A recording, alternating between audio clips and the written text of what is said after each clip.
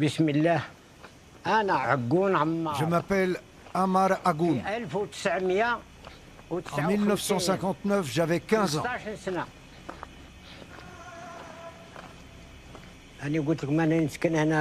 Ma maison était tout en haut.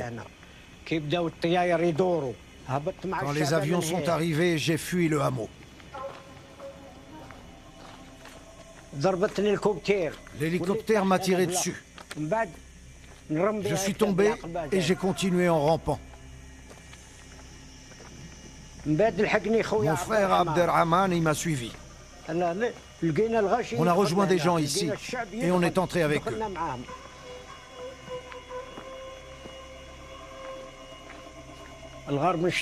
La grotte d'Ouchatou était un refuge pour l'armée de libération. Elle a été découverte et l'armée française a envoyé toutes ses forces. Ils ont ramené les gaz toxiques par hélicoptère. Une fumée bien noire est entrée. Très noire.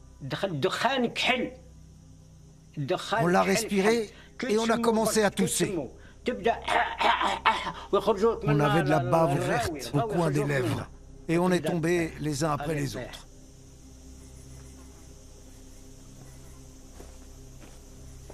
Je m'appelle Mohamed Labassi.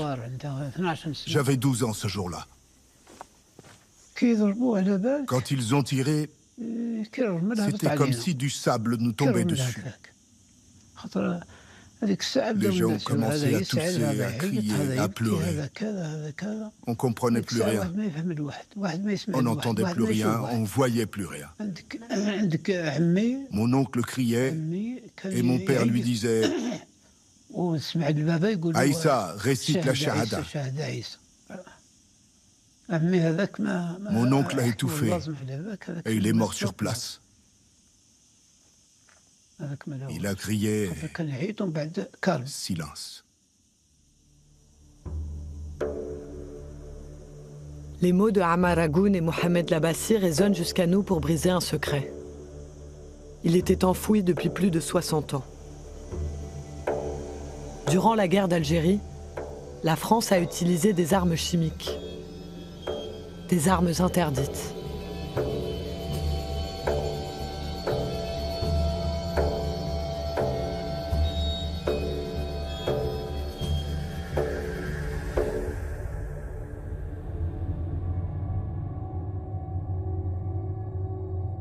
L'horreur de ces fumées toxiques est gravée dans notre mémoire depuis la Première Guerre mondiale.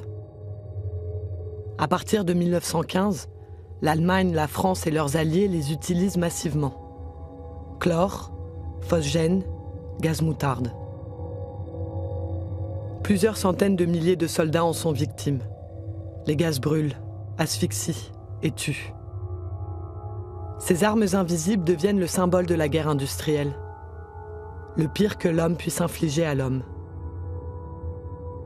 L'arme chimique, elle est associée au poison. Elle est associée à une mort douloureuse, à une mort horrible. Et les Romains le disaient déjà d'ailleurs. Hein. Armis bella non venenis guerri, on ne fait pas la guerre avec des armes empoisonnées. Et donc depuis le droit antique, depuis l'Antiquité, eh bien, l'utilisation des poisons, et en l'occurrence des armes chimiques, eh bien, est prohibée par le droit international et provoque une aversion extrêmement forte de la part des opinions publiques.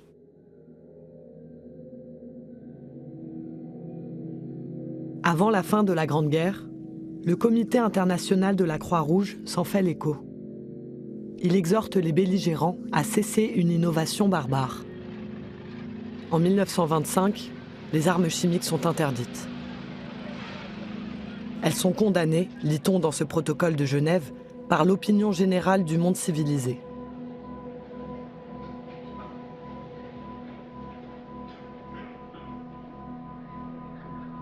La France est la dépositaire de cet accord, la première des 135 nations à le signer.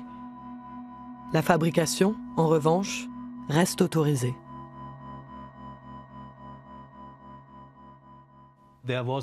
Comme il y avait un risque que d'autres pays acquièrent des armes chimiques, certains ont exigé le droit à la riposte. Donc en pratique, ils se sont tous préparés à la possibilité d'une guerre avec des armes chimiques. Les États-Unis, la Grande-Bretagne et l'Union soviétique, avec le soutien de l'Allemagne, avaient de vastes programmes. La France aussi avait un programme, comme la plupart des pays européens. Plus ils étaient grands, plus ils avaient de moyens. La France est restée très discrète sur ce qu'elle faisait dans ce domaine. Il y a moins d'informations publiques disponibles et c'est valable pour d'autres pays. Donc, officiellement, les armes chimiques sont interdites. Il n'existe aucune mention nulle part de leur usage par la France après les années 1920. Sur la guerre d'Algérie, c'est le silence. Aucun militaire ou homme politique n'a accepté de le commenter, sauf un, Alain Richard, ancien ministre de la Défense. Je ne vois pas, au cours du demi-siècle qui a précédé, les situations dans lesquelles la France aurait utilisé en conflit les armes chimiques. Et je pense que chaque pays a des difficultés à assumer des éléments choquants ou critiquables de son passé et que nous n'échappons pas à ça, oui. Face au malaise institutionnel, il reste les traces écrites. Ordre militaire, compte rendu opérationnel, journaux de marche.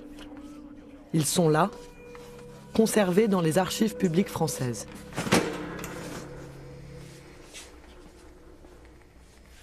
Voilà 7 ans qu'un homme se consacre à les déterrer. Christophe Lafaille est historien. Il épluche tous les cartons de la guerre d'Algérie relatifs aux armes chimiques. Comme ici, aux Archives nationales d'outre-mer, certains documents sont déclassifiés. Mais il se bat contre le ministère des Armées qui refuse l'accès à beaucoup d'autres. J'ai fait des demandes pour pouvoir accéder à ces archives sur la guerre chimique en Algérie. Et là, première demande, refus. Une nouvelle demande de carton refusée. Refus, encore une fois, archives incommunicables. Ce qu'on m'oppose, c'est le code du patrimoine. On me dit les archives qui sont contenues dans ces cartons vont vous permettre de concevoir, donc d'élaborer, de construire, de localiser ou d'utiliser des armes de destruction massive. Comme si dans des archives qui sont par exemple le journal de bord d'une unité, on allait trouver le plan d'une arme chimique, on allait trouver un manuel d'emploi qui explique comment il faut utiliser cette arme chimique, etc. Donc ce sont des objections qui sont totalement farfelues. Et ce que ça veut dire, c'est qu'on s'interdit de comprendre ce qu'était réellement la guerre d'Algérie. Heure troublée en Algérie, où en plusieurs endroits du territoire, une série d'attentats ont été commis dans la nuit qui précéda la Toussaint.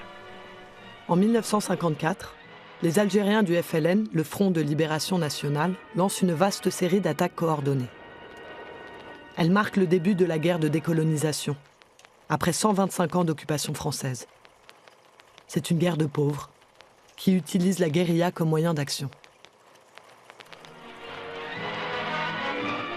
À Batna se sont déroulées les obsèques des 3 soldats du camp militaire, assassinés alors qu'ils montaient la garde. La France de la 4e République veut maintenir l'ordre. Elle l'annonce par la voix de son ministre de l'Intérieur à l'époque, François Mitterrand. Cependant, il semble bien qu'à travers toute l'Algérie, on ait voulu lever le peuple contre celui qu'on appelait l'étranger ou l'occupant, le français. Et il faut que les populations comprennent qu'elles doivent nous aider ou bien qu'elles s'exposent par la force des choses et malgré notre volonté à souffrir davantage. Il est donc de notre devoir à nous de faire peser la force du côté de l'ordre, du côté de la France, du côté de la concorde entre les citoyens. On parle de fellaga et de complots organisés par certaines ligues musulmanes. Les combattants sont désignés hors la loi. La France veut garder l'Algérie à tout prix. Que le calme sera vite rétabli.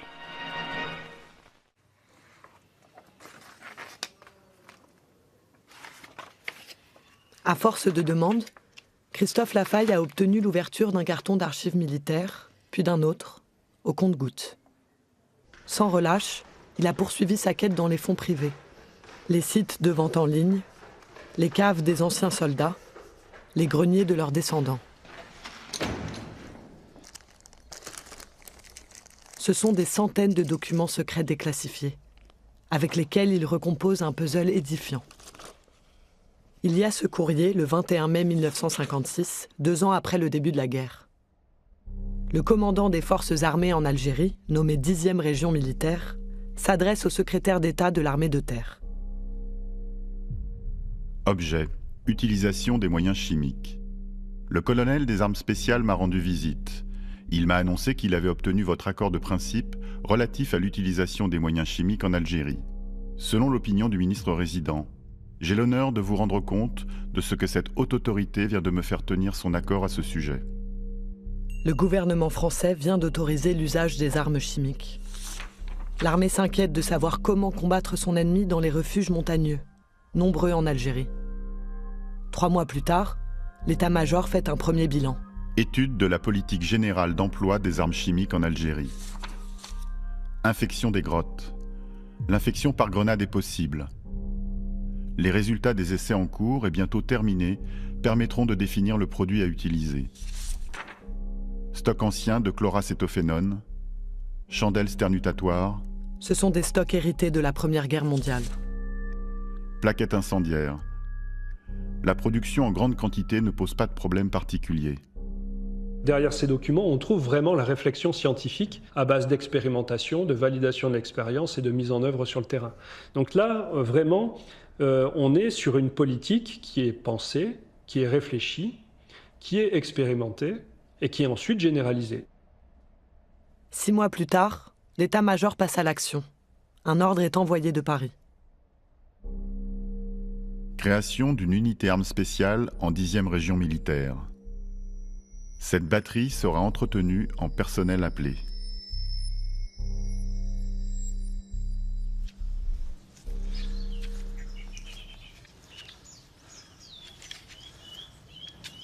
Jacques Huré a servi 29 mois sous les drapeaux.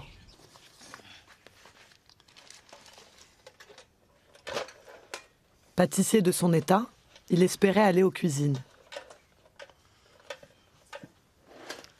Il est détaché à cette fameuse batterie armes spéciales.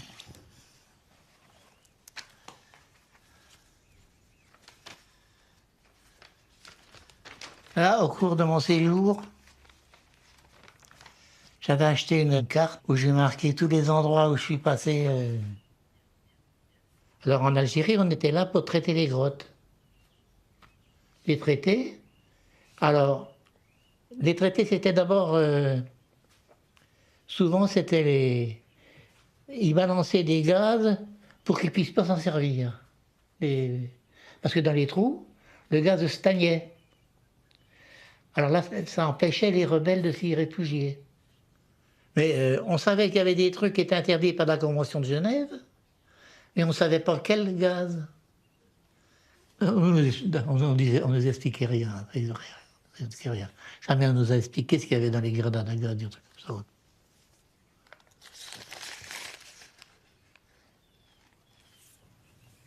Ça, c'est la batterie armes spéciales. Ça, c'est en opération à Saf-Saf. Les sections partaient chacun à leur tour. Et des hélicoptères qui nous emmenaient sur une opération. Quand on partait en opération, il y avait un sous-officier de carrière, 1 ou 2, et le reste, c'était des sous-officiers comme moi, et puis des troufions. Mais des engagés, il n'y en avait pratiquement pas, on n'était que des appelés. Ça, c'est une grotte qu'on a fouillée, qui servait d'hôpital militaire aux rebelles. Ça, c'est quand on chargeait les PIM. Les PIM, c'était des prisonniers. Et c'était eux qui portaient notre matériel. Et quand on était équipé, on avait un casque léger. Allez voir comment on était équipé. On n'avait rien. Et les masques à gaz. On avait juste des masques à gaz.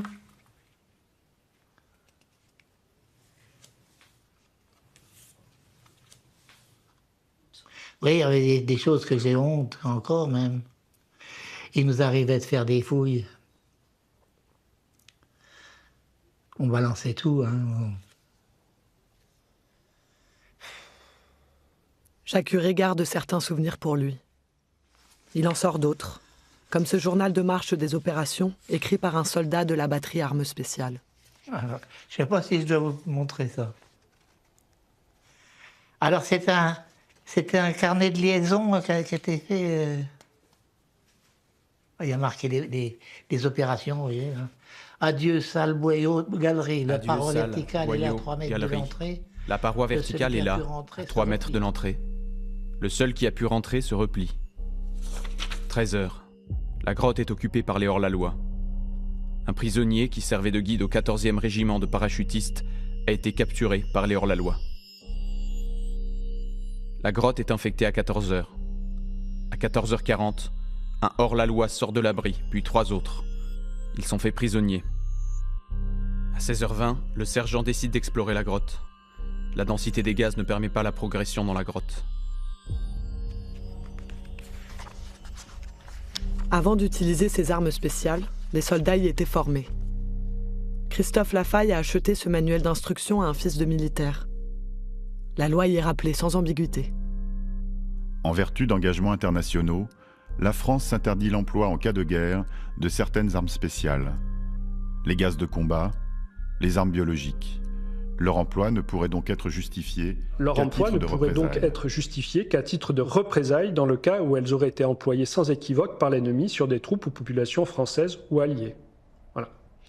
Donc c'est loin d'être le cas en Algérie. Les indépendantistes n'ont pas d'armes chimiques.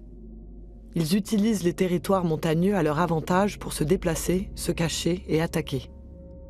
Les souterrains sont un atout tactique. En 1957, ils sont peut-être 90 000 Algériens à combattre. En face, le gouvernement donne carte blanche à l'armée. L'état-major crée des zones interdites, commence à déplacer de force la population. La torture est généralisée. Les armes chimiques sont déployées.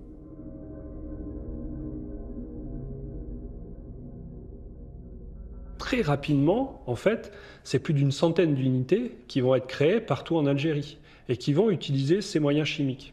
Donc on passe finalement d'un emploi qui pouvait être encore un emploi limité à vraiment un emploi généralisé. Et dans ce cadre-là, le terme de guerre chimique prend tout son sens. À l'été 1958, le général Salan cumule pouvoir militaire et politique en Algérie. Il lègue à son successeur une stratégie éprouvée. Avant son départ, le 30 novembre, il s'adresse directement au ministre des Armées pour souligner l'importance des armes chimiques. Utilisation des armes spéciales pour le maintien de l'ordre en Algérie. L'emploi des armes spéciales pour interdire l'usage de lieux souterrains par les hors-la-loi n'a cessé de se généraliser en raison de son efficacité. Il a été décidé de doter toutes les troupes opérationnelles d'éléments aptes à remplir les missions spéciales. Il existe 70 équipes de bataillons, plus 26 équipes, plus 12, plus 11. Le général Salan crée des sections armes spéciales sur tout le territoire. À la batterie armes spéciales, 3 équipes, plus 4 équipes, plus 7, plus 4.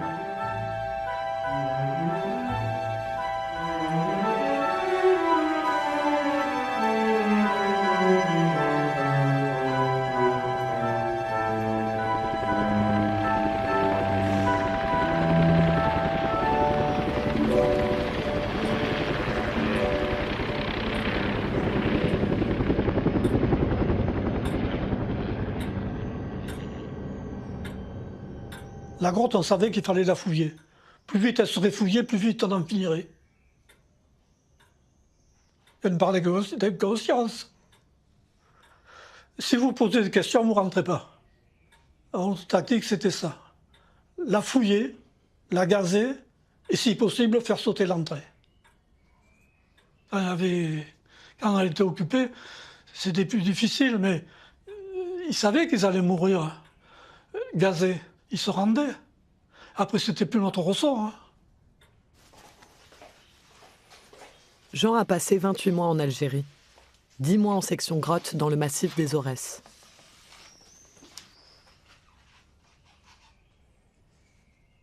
Vous voyez, c'est ma petite valise de souvenirs qui a fait la campagne d'Algérie comme moi. Alors, c'est le recueil des photos que j'ai pu récupérer. Toutes les photos que j'ai eu l'occasion de prendre en opération, elles m'ont été confisquées. On ne m'a jamais donné d'explication. Les seuls que j'ai se trouvent à cette page. La pellicule était dans l'appareil. Personne ne m'a rien demandé. Voilà l'hélicoptère qui s'en va. Nous arrivons à la section armes spéciales. C'est là qu'on nous a appris, le spécial de la section, c'était les gaz. La section grotte en tenue de parade. Là, prêt à embarquer. Seulement, la première fois qu'on s'est servi de ces gaz, on s'est retrouvé avec des brûlures partout où l'on transpirait. Alors on a protesté, et c'est là qu'on nous a fourni des combinaisons étanches. J'ai jamais su la composition de ces gaz.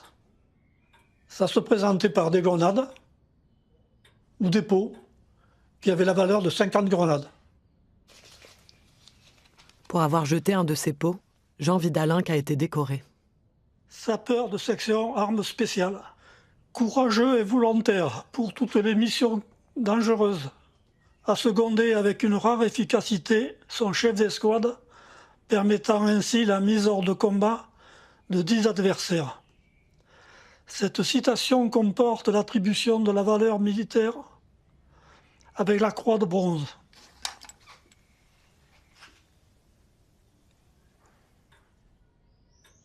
En rentrant d'Algérie, nous avons été nombreux à ne plus vouloir en entendre parler. C'est fini. D'ailleurs, personne ne nous a rien demandé. Ça a été un mutisme total. Je ne me suis pas endormi une fois, en 60 ans, sans me passer à la guerre d'Algérie.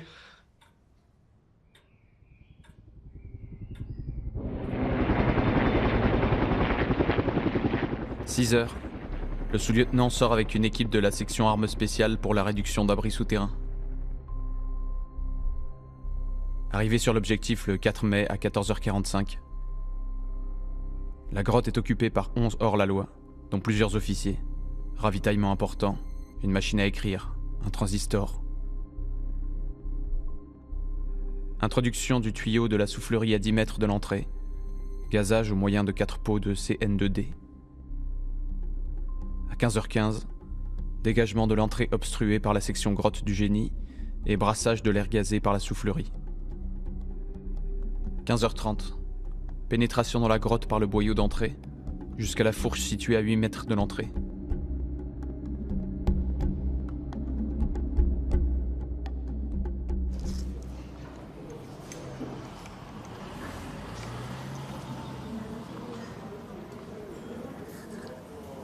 On m'appelait le rat, parce que j'allais partout.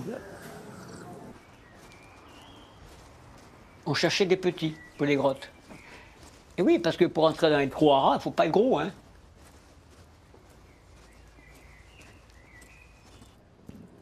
Mais j'étais volontaire après, hein. Est-ce que tu es au commando? Voilà, ben oui. Le commando, c'est pas facile, hein. De temps en temps, ici, ils font du nettoyage. Il y a certaines odeurs qui me rappellent ce gaz. Armand Casanova s'est engagé à 18 ans. Il y restait 2 ans et 3 mois en section armes spéciales, au rythme de 2 à 3 opérations de grotte par mois.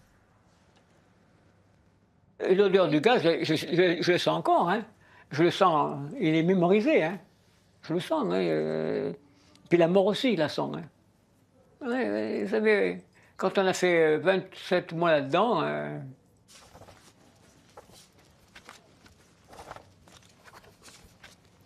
ça, c'est la section du commando, la section en son complet.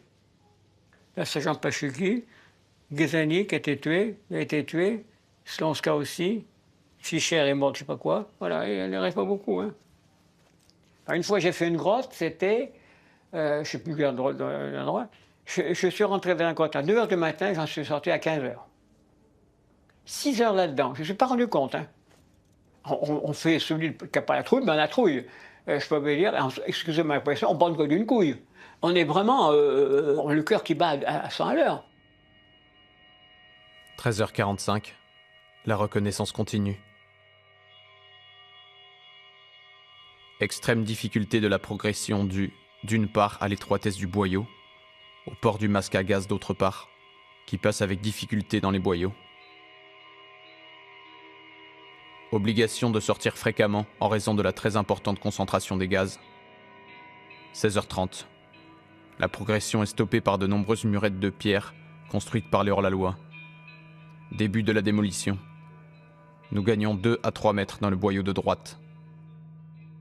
Une fois que je suis rentré dedans, on m'a tiré dessus et en reculant, le masque s'est arraché et je suis resté peut-être une minute sans respirer, parce qu'après une minute c'est difficile. J'ai respiré un bon coup et puis après je sais pas. Après je me suis trouvé à Tizouzou, à l'hôpital de Tizou, là, voilà. J'ai fait un mois d'hôpital là-bas. C'est un gaz irritant. C'est mieux, c'est pas comme un lacrymogène, c'est pas un vésicant, il brûle pas, c'est pas d'hypérite non plus, mais c'est un gaz lourd. Vous mourrez, la personne qui était gazée par ça, c'est resté un quart d'heure, il était mort. Il était asphyxié, quoi. À 18h, une deuxième tentative d'exploration permet de découvrir 5 cadavres, dont celui du prisonnier qui avait servi de guide. L'opération est arrêtée pour ce jour. 8h30, reprise de l'opération Grotte. 4 autres cadavres sont découverts. La fouille de la grotte est achevée. L'issue est murée par éboulement des parois à l'explosif.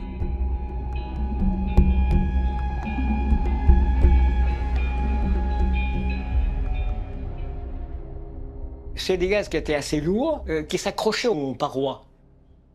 C'est comme de la poussière sur les murs. Si vous bougez, ça se répartit dans la grotte. Elles sont inutilisables pendant au moins 10 ans, 12 ans.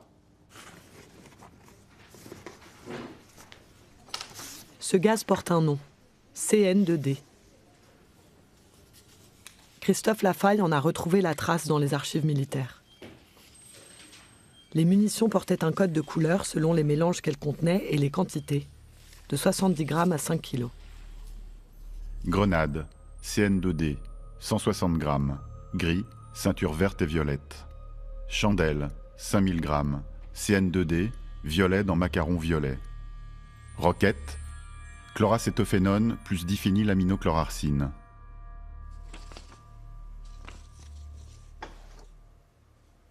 Chloracétophénone, 30 grammes de DM, 21 grammes de perchlorate d'ammonium. Les spécialistes capables de définir ces gaz sont rares. Plus encore ceux qui acceptent de nous répondre. Claude Lefebvre est retraité de l'armée française, spécialiste du nucléaire et du chimique. Une émission régulière de 22 minutes quand même. Donc vous imaginez le volume que ça... Alors, le CN2D, vous avez un mélange de dérivés arséniés, qui est la densite, et un dérivé cyanuré, qui est la chloroacétophénone. Là, ce mélange-là, on est sûr que ça marche, quoi. Quelqu'un qui se protège pas, qui n'est pas en mesure de se protéger avant l'attaque, au moment de l'attaque, on peut plus se protéger. Et il va vomir, il va pleurer, il va avoir les poumons qui le brûlent. En fait, c'est fini, quoi. Le but, toujours, ce but initial, c'est d'empêcher la cible de pouvoir se protéger. C'est ça, le but final. Alors, pour s'en protéger, il n'a qu'une solution, c'est de sortir. De quitter l'atmosphère viciée, ou s'il veut persister à rester, il en meurt.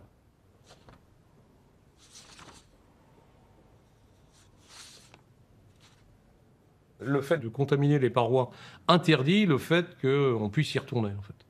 Voilà. Alors maintenant, le laps de temps, tout dépend de la densité initiale de l'utilisation. C'est-à-dire qu'en fait, je vais vous dire, c'était la mode empirique, artisanale, on en cramait un maximum pour être sûr de l'effet.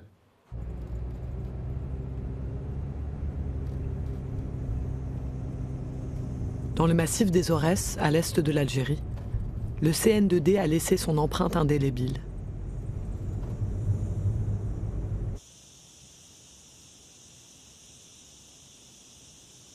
Ici, les 22 et 23 mars 1959, l'armée française a gazé plus de 150 villageois réfugiés dans la grotte de Ouchatour.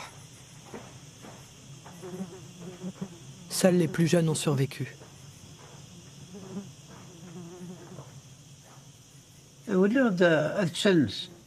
Je suis revenu le lendemain avec ma mère. On les a vus sortir les cadavres. Ils les ont mis dans les tranchées, par 6 ou 7.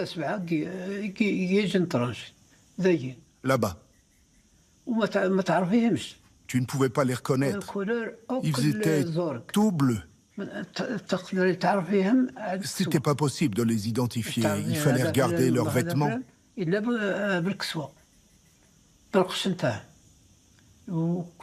corps étaient tout ronflés. Ils étaient méconnaissables.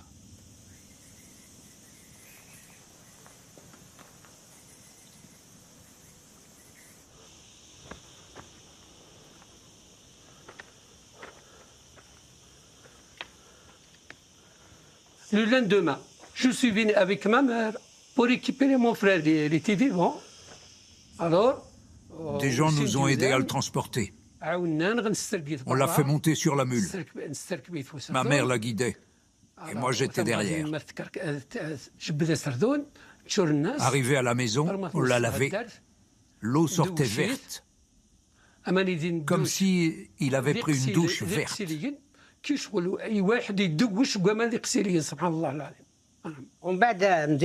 vais te dire comment nous, les 6, on a survécu. On a uriné dans des pots. Après chaque tir, on enlevait nos chemises et on les trempait dans l'urine pour protéger nos visages. C'est pour ça que les gaz toxiques n'ont pas eu d'effet sur nous. Nous, on était jeunes. Alors les Français, ils nous ont laissé partir et ils se sont retirés. Quand on est arrivé à 500 mètres, ils ont fait exploser la grotte. Écoute, 118 personnes ont été tuées dans la grotte. Lorsqu'on est retourné, on entendait les lamentations des femmes partout. Toutes les femmes pleuraient dans les maisons. Personne n'avait été épargné. Parce que tout le monde a perdu un membre de sa famille. C'était comme un film d'horreur, parce que tu entendais des pleurs partout. On pleurait partout.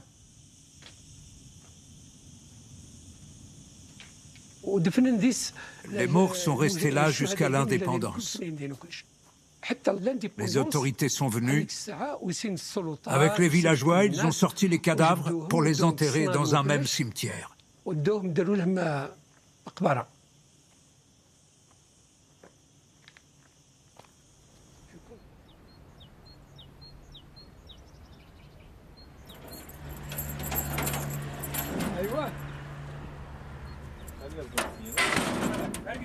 Le monument aux morts honore les victimes de la grotte Ouchatour.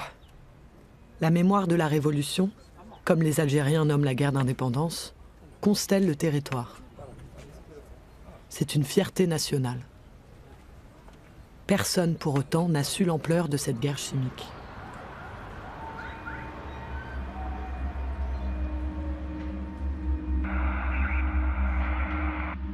En 1959, 2 millions d'Algériens sont déplacés de force. L'armée française lance de gigantesques opérations pour détruire les derniers sanctuaires de l'armée de libération nationale. C'est le plan Chal. Il rationalise 5 ans de tactique militaire, dont l'emploi des armes chimiques. Le général commandant en chef des forces en Algérie a prescrit une réorganisation des armes spéciales. Les sections grottes sont un atout capital pour le général Chal. Chaque section est composée d'un groupe de commandement et de 3 équipes semblables de traitement. Son effectif est de 38. Le général commandant en chef, attachant personnellement une importance particulière à la formation des sections armes spéciales de zone, en appelle à l'attention des généraux. Général d'armée aérienne, Maurice Chal. Il systématise l'usage du chimique. Même les grottes inoccupées sont gazées pour empêcher toute utilisation. Chaque grotte traitée fera l'objet d'une fiche de renseignement détaillée établie par le secteur intéressé. Christophe Lafaille tente de recenser toutes ces opérations. Un travail dantesque. Peut-être 8 à 10 000 gazages dans les reliefs algériens. Il en a localisé 440. À peine 5%.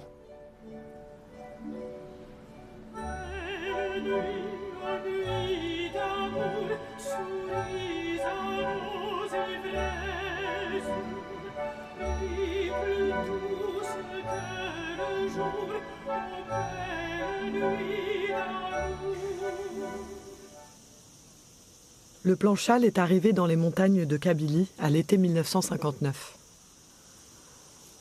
60 000 soldats furent dépêchés ici, dans le massif du Djurdjura. C'est l'opération Jumelle. Cette grotte, appelée la grotte du Lion, fait partie des nombreuses gazées par Armand Casanova.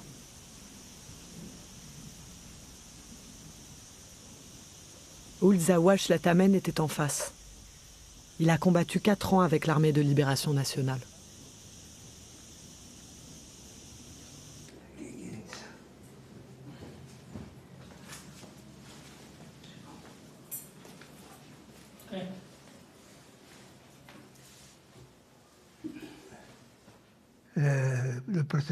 L'opération Jumelle a démarré début 59.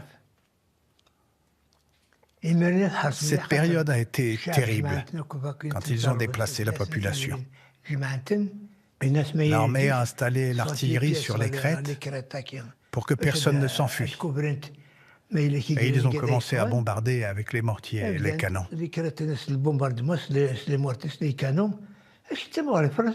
La France a utilisé tout ce qu'elle avait en sa possession. Tout.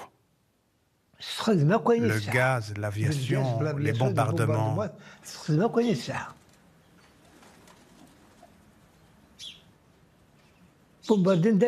Nous, on regardait depuis la montagne. On pensait que tout le monde avait été assassiné. Les villages étaient détruits. On voyait que de la fumée. Moi, j'allais au ravitaillement dans les villages.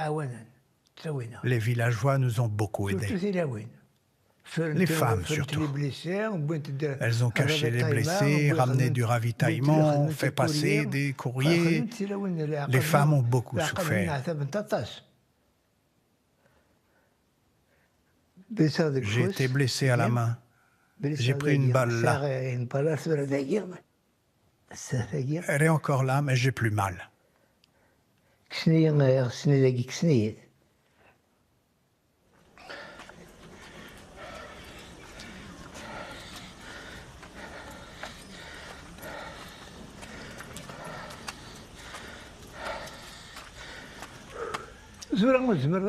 Encore aujourd'hui, on ne peut pas tout raconter.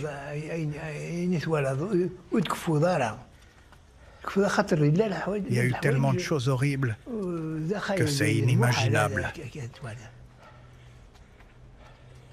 Le premier accrochage a eu lieu là-bas, à côté des maisons. 4 militaires sont morts, plus un chien, une vache, une femme et son enfant. Cette grotte était très grande. Ils ont trouvé dedans l'armurerie, l'infirmerie, l'atelier et l'administratif. Les machines à écrire, le papier, tout ça. Aujourd'hui, ça sent encore le gaz. Moi, ça fait longtemps que je ne peux plus monter.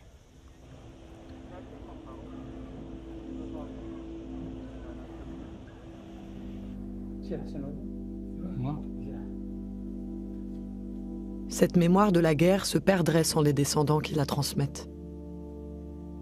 Mohamed est le fils d'un ancien combattant tué au combat en 1960.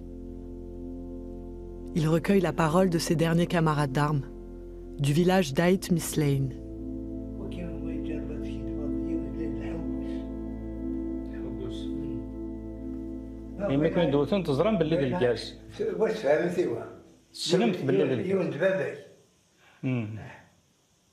إما كنا المعركة إذا ذكروا شغل كان الجاز فاكسيون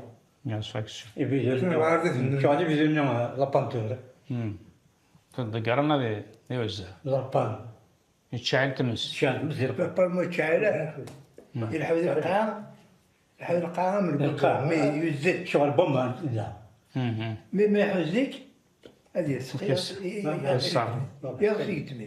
Moi, je voyais ces gaz comme... Bon, je suis un enfant, je regarde...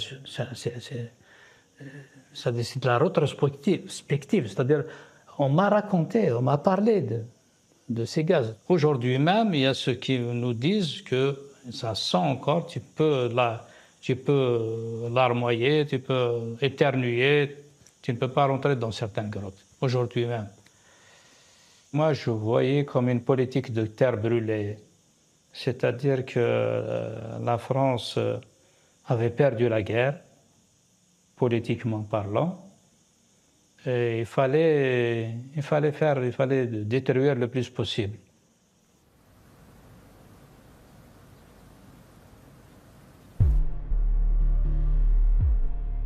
En mars 1962, les négociations aboutissent. Le gouvernement provisoire algérien et le gouvernement français signent l'arrêt des combats. Avec les accords d'Évian, ils entérinent la fin de 8 ans de guerre. La conclusion du cessez-le-feu en Algérie. Les dispositions adoptées satisfont la raison de la France. Dans le plus grand secret, un autre accord est passé à Évian. L'armée utilisait depuis les années 30 le territoire algérien pour tester toutes ses munitions spéciales, nucléaires, biologiques et chimiques. Le général de Gaulle tient à continuer. B2 Namous, la base réservée aux chimiques et aux biologiques, est conservée par la France. B2 Namous, c'est au Sahara. Et au Sahara, comme on le sait, il n'y a pas beaucoup d'habitants. Et les expérimentations de la France à B2 Namous ne gênaient pas du tout l'Algérie. Au contraire, je dirais au contraire parce que ça apportait autour de B2 Namous une certaine activité qui a disparu complètement quand nous avons fermé le centre. Si Pierre Mesper n'avait pas été ancien Premier ministre, je pense qu'il aurait été sous le coup de la violation du secret défense, puisqu'il a révélé ce que beaucoup de gens savaient à propos du programme militaire chimique français, et notamment en Algérie. Mais cette base a continué à fonctionner bien après l'indépendance algérienne.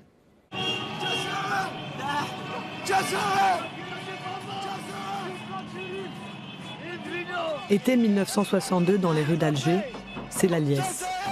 Les Algériens ont gagné leur indépendance.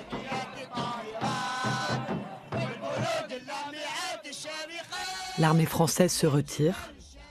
Les sections armes spéciales sont dissoutes. Les anciens combattants se murent dans le silence. Les archives sont classifiées.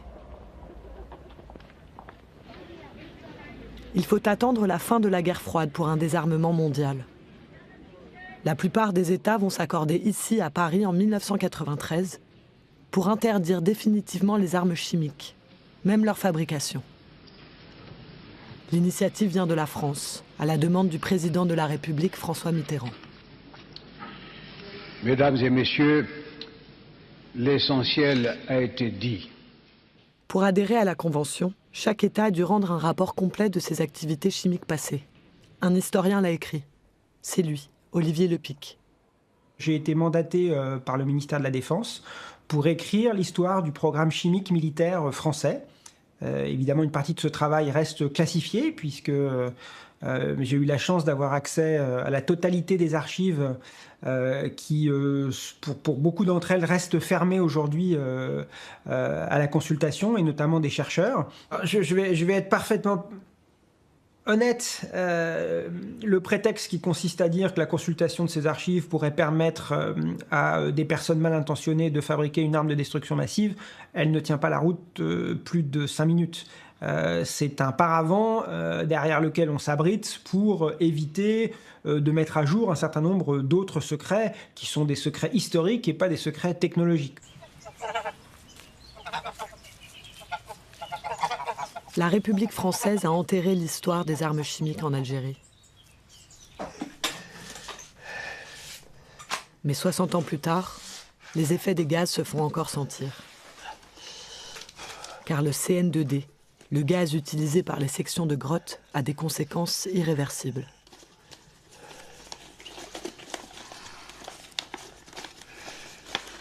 Je m'appelle Carnino Yves, Je suis né à Belfort. Je suis issu d'une famille de militaires. C'est pour ça que la patrie, on apprenait la patrie, on apprenait la France. C'est sacré pour moi. La vérité et l'honneur.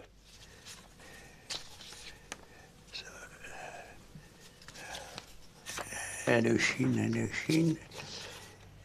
Ah ben, en Algérie, j'ai servi pendant 4 ans. Ça c'est la section grotte, hein, ça. Les gars, j'avais. Et cette grotte, on est tombé, là, il y en a un qu'on a foutu en l'air, qui a pris une balle dans la tête, d'ailleurs. J'ai employé 3 pots de gaz, 15 000 mètres cubes. Ils ont brûlé les mecs qui étaient dedans, là.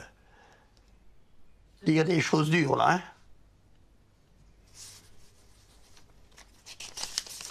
Yves Carnino a été blessé à plusieurs reprises par les gaz qu'il utilisait contre les Algériens. Bah, les bronches, ça s'empire de plus en plus. Si vous voulez, c'est les petites bronches qui sont entamées, quoi.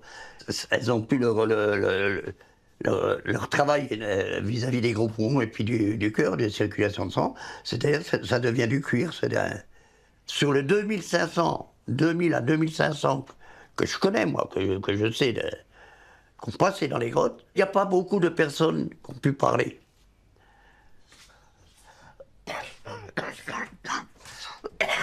Lorsqu'il a demandé une pension d'invalidité, l'armée n'a pas cru à sa blessure par gaz.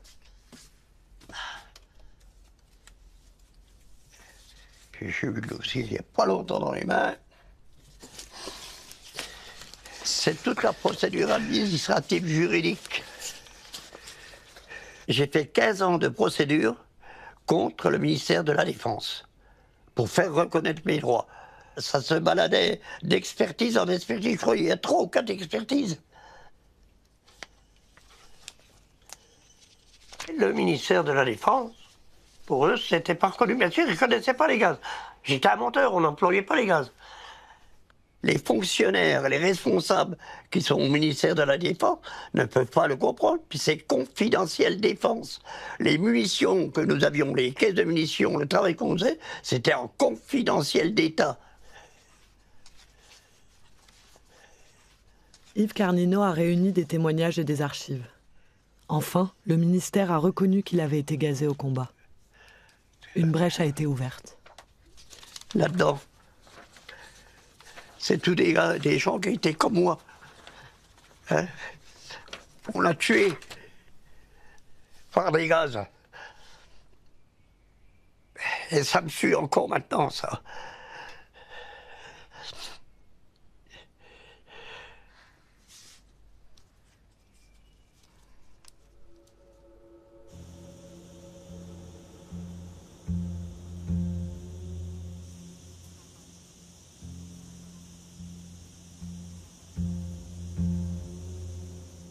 Mon père avait des munitions sur lui. Il a dit, je ne sors pas.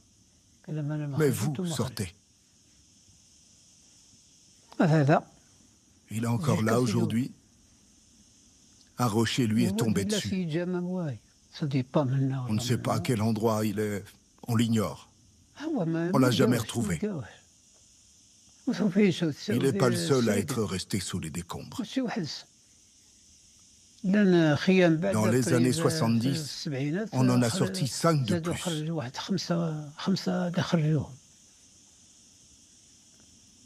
Lui, il est toujours là. Mon frère est mort sur place. Il est toujours à l'intérieur. Il y a environ une vingtaine de corps qu'on n'a pas réussi à sortir. Regarde l'état de la grotte. Elle est complètement effondrée. Mon frère fait partie de cela. Aujourd'hui, il ne reste que les os.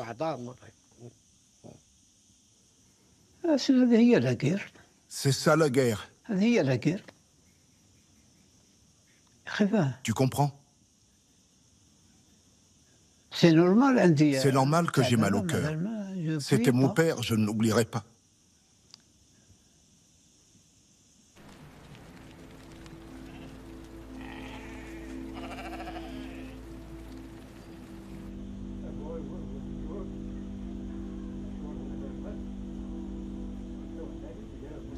Ce qui s'est passé, on ne pouvait pas le réparer.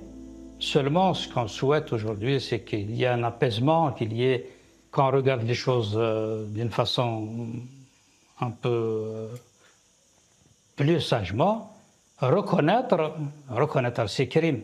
Il faut reconnaître ses crimes. Les reconnaître, c'est déjà un pas en avant.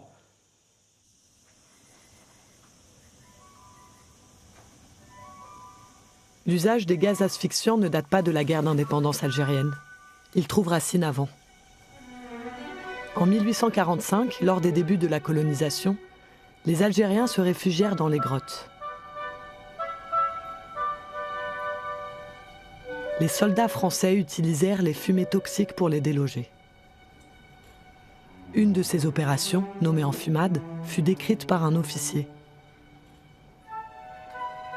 Rien ne pourrait donner une idée de l'horrible spectacle que présentait la caverne. Tous les cadavres étaient nus, dans des positions qui indiquaient les convulsions qu'ils avaient dû éprouver avant d'expirer. Le sang leur sortait par la bouche. Mais alors le problème était résolu. On n'entendait plus aucun bruit.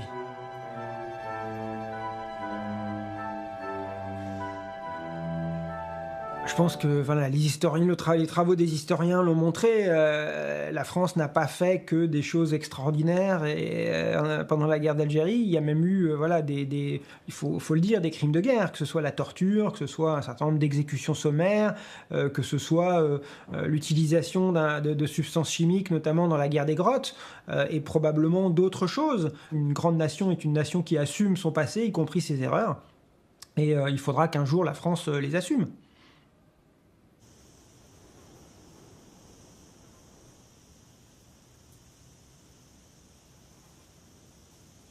La grotte du Chatou, je lui ai dédié un poème. Le 22 mars 1962, quand ils ont arrêté de combattre.